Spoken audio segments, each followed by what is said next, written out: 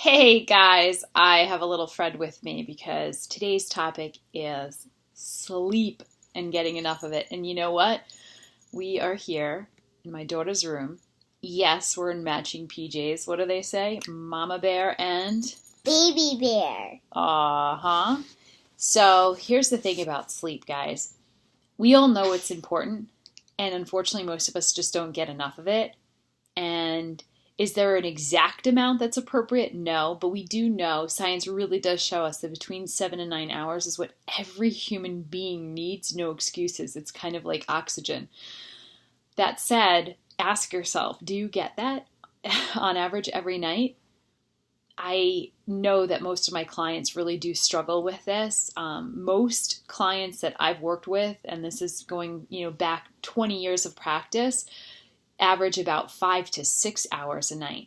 And of those 5 to 6 hours, usually it's not very quality sleep. So I want to just rattle off a few tips that I know have had a tremendous effect on the quality and frequency and length of sleep that my clients get.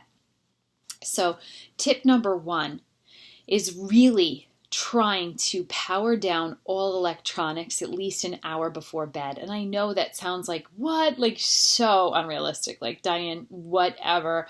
I'm totally going to be checking out my phone until like the second I shut my eyes. I get it because I'm like that. But let me just drop, again, a little science on you. It's not so much the stimulus of what you're reading on your tablet or iPhone or laptop or what you're watching on TV even. It's not even the stimulus of that. It's the actual blue light that radiates from most of these electronic devices that can really throw off something called our circadian rhythm, which I'm sure you've heard of before, and that's basically our body's natural sleeping rhythm. So we are animals at the end of the day, and like every other animal on the planet, we have an internal clock that's set to day and night. Day, bright blue light radiating. So we are stimulated by bright light. Okay, it is hardwired in us, in our genes, DNA, to be awake and alert during those hours as the sun starts to set. Remember, hundreds of thousands of years ago, by late afternoon, we were like starting to get a little lazy. It was hot. We needed to get into the shade. We had been hunting for the early hours of the morning when the sun came up.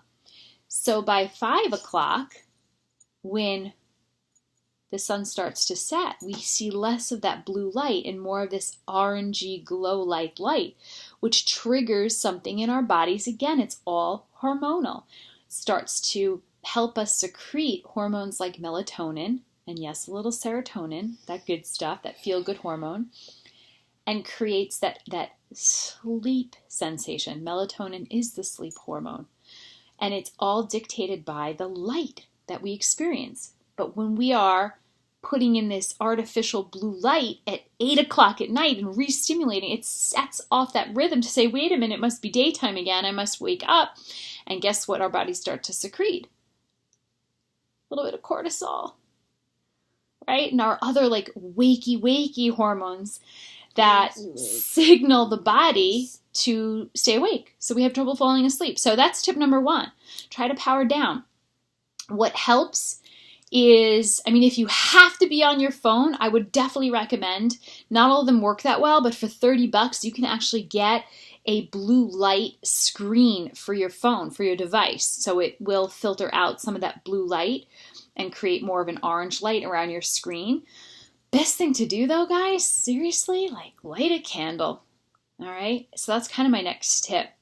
At night, do things that are going to create calm for you. So lighting candles, drinking chamomile tea is a great way to, again, secrete your melatonin, all of those sleepy time hormones, start to shut the body down. It's all a process. We've got to unravel after the day.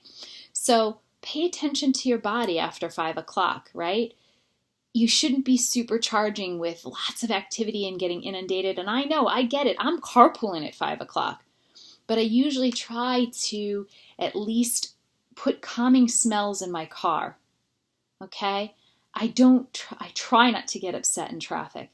I try to let the night naturally take its course on me. I used to be like very harried, frantic. Oh my God, I gotta get lunch ready. I gotta pack the bag. She gotta do homework. Blah, blah, blah, we gotta take a bath. Blah, blah, blah. And now I don't allow that to affect me. So don't allow your nighttime activities to get you worked up. Make the lunch, right? You can do it two ways. You can make the lunches, or you can make the lunches. She's got to have a bath, or she's going to get in the bath now. We're going to run that hot water. We're going to sing some songs. We're going to read some books, and we're going to chill. All right, I ran too long on this. There are many, many tips, but here are the top 2. Power down all electronic devices at least an hour before bed. Tip 2, start to create a calming effect around you in your environment after about 5 o'clock with candles, tea, and just the way that you act to your nighttime activities. Hope this was helpful, guys.